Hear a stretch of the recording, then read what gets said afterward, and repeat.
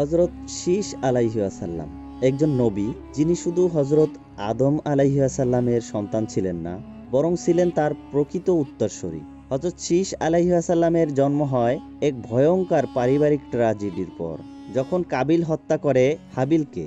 সেই সময় দুঃখে বিধ্বস্ত হযরত আদম আলাইহিস সালামকে আল্লাহ তাআলা সান্ত্বনা দেন হযরত শীস আলাইহিস সালামের মাধ্যমে, এক নবীন আশার আলো জ্বালিয়ে। হযরত শীস আলাইহিস সালাম এর জীবন ছিল নবুয়ত, জ্ঞান, নেতৃত্ব ও তাওহীদের এক উজ্জ্বল ইতিহাস।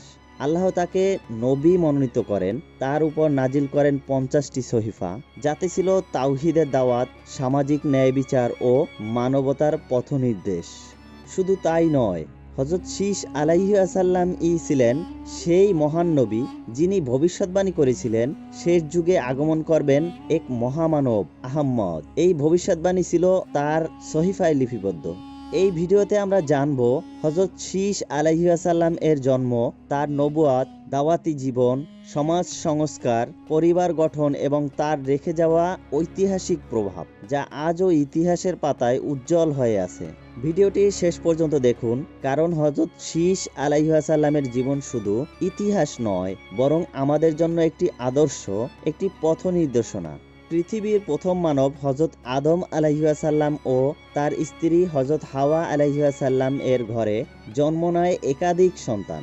তাদের মাঝে ছিলেন হাবিল ও কাবিল। হযরত আদম আলাইহিস সালাম ছিলেন একজন পিতা, যিনি নিজের দুই সন্তানের মধ্যকার ভয়াবহ এক মর্মান্তিক ঘটনায় বিধ্বস্ত হয়ে পড়েছিলেন। কাবিল যখন ঈর্ষায় উন্মত্ত হয়ে হাবিলকে হত্যা করে, তখন আদম আলাইহিস সালামের হৃদয় ভেঙে চুরমার হয়ে যায়। হযরত আদম আলাইহিস সালাম এই সংবাদ শুনে ভেঙে পড়েন। তিনি এতটাই দুঃখিত হন যে অসুস্থ হয়ে পড়েন।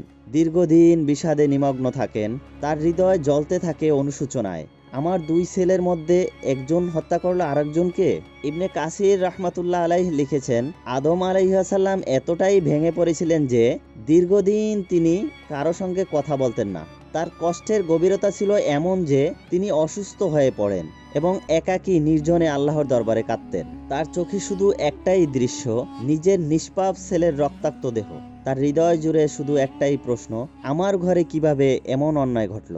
এই দুঃখের মাঝেই আল্লাহ তাআলা তার প্রতি রহমত প্রকাশ করেন, একটি নবীন আশার প্রদীপ জ্বালিয়ে দেন। আল্লাহ তাআলা তাকে সান্ত্বনা দেন শীস আলাইহিস সালাম এর মাধ্যমে। হাবিলের মৃত্যুর পর আল্লাহ তাআলা হযরত আদম আলাইহিস সালাম ও হাওয়া আলাইহিস সালামকে একটি পুত্র সন্তান দান করেন, যার নাম রাখা হয় শীস, যার অর্থ আল্লাহর পক্ষ থেকে দান। ইমাম জালালউদ্দিন সুয়ুতি রহমাতুল্লাহ আলাইহি বলেন, শীস আলাইহিস সালামের জন্ম হাবিলের মৃত্যুর পরে, আর তার নামকরণ করা হয়েছিল এই জন্য যে তিনি ছিলেন আল্লাহর পক্ষ থেকে আদম আলাইহিস সালামকে এক শান্তি ও সান্ত্বনার প্রতীক। ইবনে কাসির রাহমাতুল্লাহ আলাইহি বলেন, শীস আলাইহিস সালাম ছিলেন আদম আলাইহিস সালাম এর সেই সন্তান, যার জন্ম আল্লাহর পক্ষ থেকে শান্তির বার্তা ও সান্ত্বনার প্রতীক ছিল। হযরত আদম আলাইহিস সালাম বুঝতে পারেন আল্লাহ এই সন্তানকে এক বিশেষ উদ্দেশ্য নিয়ে পাঠিয়েছেন। তিনি অনুভব করেন হাবিল চলে গেছে, কিন্তু শীস আলাইহিস সালাম সেই ইলম, হিকমা ও নবুয়তের উত্তরাধিকার নিয়ে পৃথিবীতে আসবে। আদম আলাইহিস সালাম উপলব্ধি করেন যে শীস আলাইহিস সালামই হবেন তার প্রকৃত উত্তরসূরি। তাই ছোটবেলা থেকেই তিনি তাকে শিক্ষা দিতে শুরু করেন। জ্ঞান, হিকমা, ওহির বিষয় ও দাওয়াতি আদর্শে তাকে প্রস্তুত করেন। তিনি শীস আলাইহিস সালামকে আপন হাতে গড়ে তুলতে থাকেন। তাকে শিক্ষা দেন তাওহীদের মর্ম, সমাজ পরিচালনার জ্ঞান এবং আল্লাহর সন্তুষ্টি অর্জনের পথ। হযরত আদম আলাইহিস সালামের মৃত্যুর আগে আল্লাহর নির্দেশে শীস আলাইহিস সালামকে নবী ঘোষণা করেন।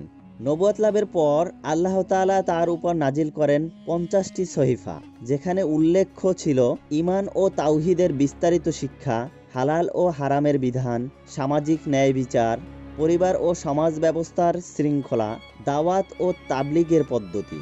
রাসূলুল্লাহ সাল্লাল্লাহু আলাইহি ওয়াসাল্লাম বলেন, আল্লাহ তাআলা শীস আলাইহিস সালামের উপর 50টি সহিফা নাজিল করেন। হাদিস ইবনে হিব্বান, হাকিম, বাইহাকি। আদম আলাইহিস সালামের মৃত্যুর পর শীস আলাইহিস সালাম নেতৃত্ব গ্রহণ করেন। তিনি তাওহীদ, ইবাদাত, ন্যায় বিচার এবং সামাজিক শৃঙ্খলার দাওয়াত দিতে থাকেন। কাবিল ও তার অনুসারীরা আলাদা বসবাস করত পাহাড়ের নিচে, আর শীষ আলাইহাসাল্লাম ও হাবিলের অনুসারীরা থাকতেন পাহাড়ের উপর। সময়ের সঙ্গে সঙ্গে কাবিলের বংশধরদের মধ্যে গান বাজনা, বাদ্যযন্ত্র, ফ্যাশন, বেপর্দা জুলুম, লোভ ও অবাধ্যতা ছড়িয়ে পড়ে। হযরত শীষ আলাইহাসাল্লাম তাদেরকে সতর্ক করেন, হে মানবজাতি, এই পথ ধ্বংসের পথ, আল্লাহর দিকে ফিরে এসো, না হলে তোমাদের পরিণাম হবে ভয়ঙ্কর। তবে বেশিরভাগই সত্য প্রত্যাখ্যান করেন।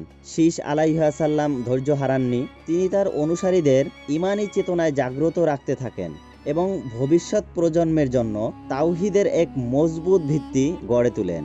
হযরত শীষ আলাইহাসাল্লাম ছিলেন আদম আলাইহাসাল্লামের বাস্তব উত্তরসূরি, শুধু রক্তের নয় বরং গুণাবলীর উত্তরাধিকারী।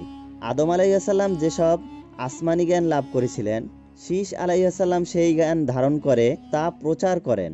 ইলম ছিল তার প্রধান শক্তি। শীষ আলাইহাসাল্লাম ন্যায় প্রতিষ্ঠার জন্য কড়া ছিলেন।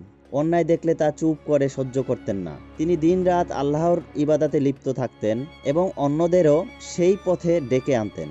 তার নেতৃত্বে এক ঈমানদার ও শক্তিশালী সমাজ গড়ে ওঠে, যারা আল্লাহর পথে অটল ছিল। হযরত শীষ আলাইহিসসালামের জীবন ছিল একটি পূর্ণাঙ্গ নবীর জীবন। শুধু দাওয়াত ও নেতৃত্ব নয়, বরং পরিবার ও সমাজ গঠনের ক্ষেত্রেও তিনি ছিলেন আদর্শ। ঐতিহাসিক বর্ণনা অনুযায়ী হযরত শীষ আলাইহিসসালাম তারই বোন হুজুরাকে বিবাহ করেন, যিনি ছিলেন হযরত হাওয়া আলাইহিসসালাম এর গর্ভজাত। তখনকার যুগে ভাই বোনের মধ্যে বিবাহ আল্লাহর পক্ষ থেকে বৈধ করা হয়েছিল, কারণ মানব প্রজাতি প্রাথমিক বংশবিস্তার তখন এভাবেই সম্ভবপর ছিল। তবে পরবর্তীতে এটি হারাম ঘোষণা করা হয়। পরিবার ও সংসার জীবনে শীষ আলাইহিসসালাম ছিলেন একজন সহনশীল, ন্যায়পরায়ণ ও আল্লাহ ভীরু মানুষ। তিনি তার সন্তানদের তাওহীদ ও ন্যায় বিচারের শিক্ষায় বড় করে তোলেন এবং ভবিষ্যতের দায়িত্ববান প্রজন্ম গড়ে তোলার জন্য কঠোর পরিশ্রম করেন। ঐতিহাসিক সূত্র মতে হযরত শীষ আলাইহিসসালামের বহু সন্তান ছিল। তার বংশধররাই পরবর্তীতে পৃথিবীর তাওহীদ ভিত্তিক সম্প্রদায় গড়ে তোলেন। তার অন্যতম পুত্র ছিলেন আনুশ, যিনি তার সরাসরি উত্তরসূরি হিসাবে পরিচিত। অনেক ইতিহাসবিদদের মতে হযরত শীষ আলাইহিসসালামের সন্তান ও বংশধররাই পরবর্তী শতাব্দীতে নবী ইদ্রিস আলাইহিসসালাম পর্যন্ত তাওহীদের শিক্ষা অক্ষুণ্ণ রাখেন। একটি গুরুত্বপূর্ণ বিষয় হলো, শীষ আলাইহিসসালামই ছিলেন সেই নবী যিনি ভবিষ্যৎবাণী করেন শেষ যুগে একজন মহান নবী আগমন করবেন, যার নাম হবে আহম্মদ। তিনি হবেন সর্বশ্রেষ্ঠ রাসূল। এই ভবিষ্যৎবাণী তার সহিফার মধ্যে উল্লেখ ছিল। অনেক ঐতিহাসিক বলেন, আদম আলাইহিসসালাম থেকে শুরু করে সব নবী শেষ নবীর আগমনের সুসংবাদ দিয়ে গেছেন। বিভিন্ন বর্ণনায় এসেছে তিনি মৃত্যুর কিছুদিন আগে অসুস্থ হয়ে পড়েন। তখন তিনি নিজের বড় ছেলে আনুশকে ডেকে নেন, তাকে শিক্ষা দেন কিভাবে মানুষকে দাওয়াত দিতে হবে, কিভাবে সত্য ও ন্যায়ের পথে অটল থাকতে হয়।